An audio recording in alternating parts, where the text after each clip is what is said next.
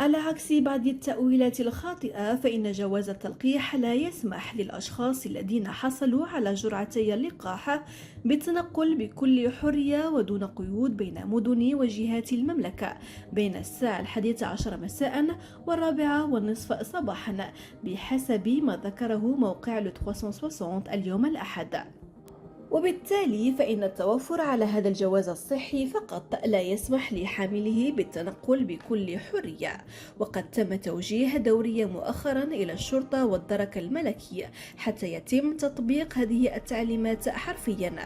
وأكدت نفس المصادر أن أي شخص ليس لديه تصريح خاص بالسفر خلال هذه الفترة الليلية يعتبر مخالفا للقانون حتى لو كان يتوفر على جواز التلقيح.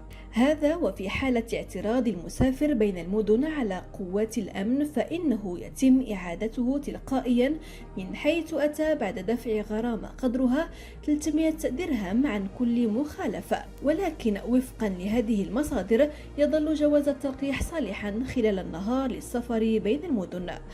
ووفقا لآخر بيان صحفي حكومي يتعلق بالإجراءات الجديدة المتخذة لمكافحة انتشار الوباء، فإنه يتم حظر السفر الليلي على المستوى الوطني من الساعة 11 مساء إلى 4:30 صباحا.